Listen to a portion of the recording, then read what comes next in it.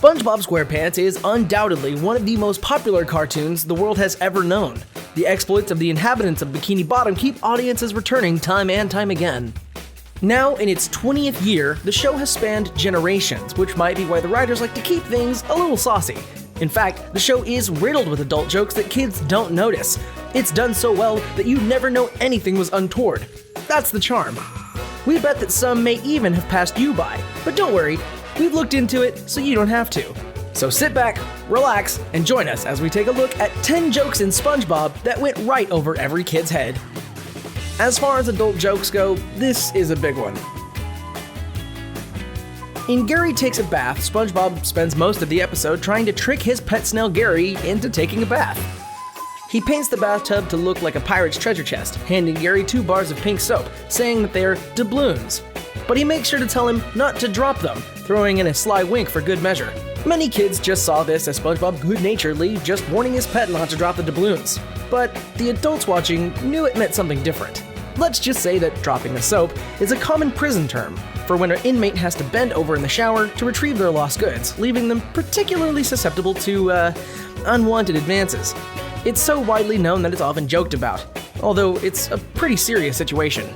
It's such a fast quip that nearly all of us missed it. Thankfully, it's so veiled that the kids would never even think to ask their parents what SpongeBob really meant. Pretty sneaky, right?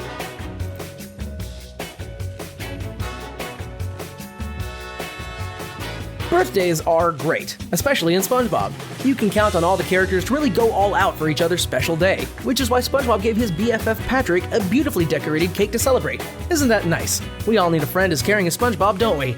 Well, maybe not, considering how the cake turned out in the end. Let's just say it's definitely sickly and not very sweet. He tried his best, but this is classic SpongeBob. Rather than a simple "Happy Birthday, Patrick," our guy picked one that said, "Sorry I gave you scabies."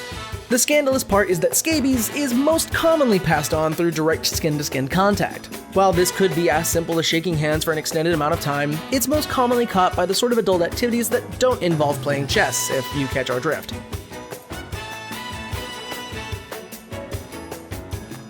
There's a lot of things we don't quite get about the life under the sea. Like, how do they manage to keep electricity working when they're all surrounded by water? How does everyone not end up fried? Surely it would be a recipe for disaster. No one in their right mind would wire an entire underwater community with such a dangerous thing, would they? Okay, it's a cartoon. We'll get over it. In one particular episode, Your Shoes Untied, SpongeBob is at home, kicking back and watching some TV. It's clear that what he's watching isn't the Bikini Bottom news, but a sea anemone dancing to some music that wouldn't be out of place in a 70s adult movie. SpongeBob clearly gets a little bit excited, moving forward in his seat and really taking in the show. All that's missing is some dollar bills. Gary enters the room and he dramatically returns to normal, telling his pet that he was simply looking for the sports channels. We've all heard that one before.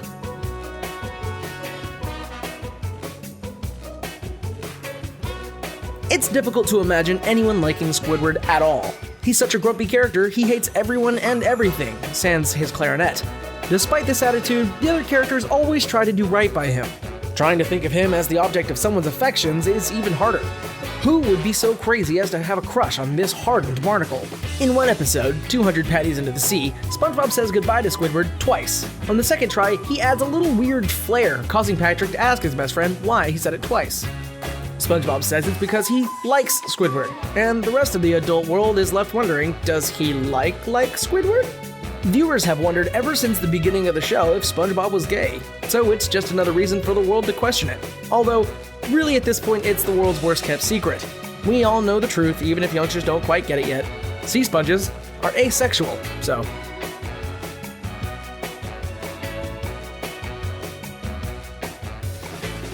There's definitely something to be said for the odd lewd joke, isn't there? No matter how mature you are, most of us enjoy a good giggle at the stuff, especially when it's hidden inside a kid's cartoon. We know it's not supposed to be there, and that's what makes it so delicious. In one episode, SpongeBob is using balloons to make a balloon Squidward. Nothing untoward there, right? Oh, how naive you are, dear viewer. Unfortunately, the balloons were clear, had a slight point at the end, and looked identical to those items that your parents always told you to keep in your wallets on prom night, along with the "it's better to be safe than sorry" speech. Sure, the writers could have just been thinking of balloons and balloons alone, but it certainly doesn't look that way. If they were trying to be innocent, then why make them see-through? But no, They wanted the adults to have something to hold on to, although perhaps that's the wrong phrase to use in this situation.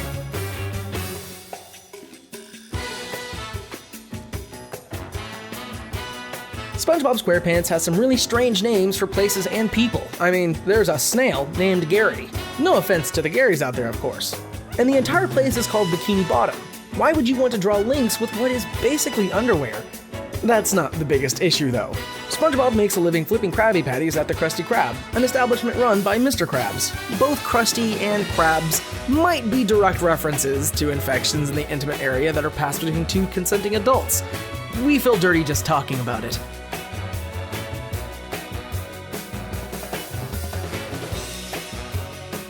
We're not done with you yet, Mr. Krabs.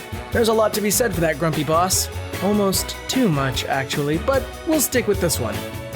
It's not unusual to see characters sans clothing occasionally, but it is rare to see them in lingerie, especially Mr. Krabs, who is supposed to be male. Not saying males can't wear lingerie, but yeah. In one episode, Plankton longs to live Mr. Krabs' life. Conveniently, he has a machine that can transport him to a universe where he and Mr. Krabs switch lives. In that universe, Mr. Krabs is just like Plankton. He goes by Krabs, he wants his claws on the secret Krabby Patty formula, and doesn't wear any clothes. To fight him off, SpongeBob utilizes a cannon that fires clothing against Krabs, finally getting a direct hit with a white underwired bra. It's only then that Krabs faces defeat, and the rest of the Krusty Krab let out their victory screech.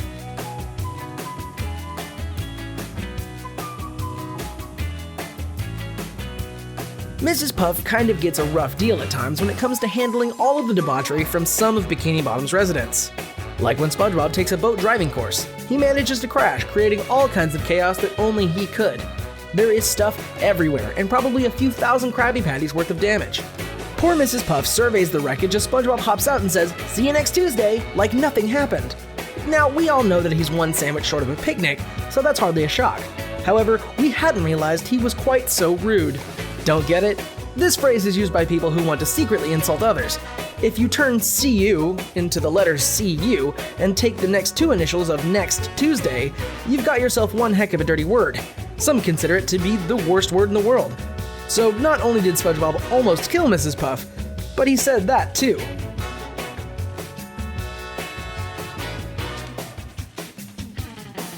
SpongeBob's nose has been the butt of many jokes, but this is one of the best things we've ever seen, like, ever. His face literally becomes the butt of a joke. We can't get over the brilliant simplicity of it. The titular character somehow ends up with a pair of white briefs on his face, and it looks anything but savory. In fact, we're pretty sure this bit was crafted purely to be frowned upon. How it made it through the editing is a mystery for the ages. His nose juts out, making it look like something else entirely. How this got past the censors, we'll honestly never know. It's such a brazen reference to, well, we all know what it's a reference to. This isn't even a joke that's just been slipped in under the radar. This is an outright flaunt by writers who clearly think they can get away with just about anything by this point. Do you think kids knew what this looked like? Let us know in the comments.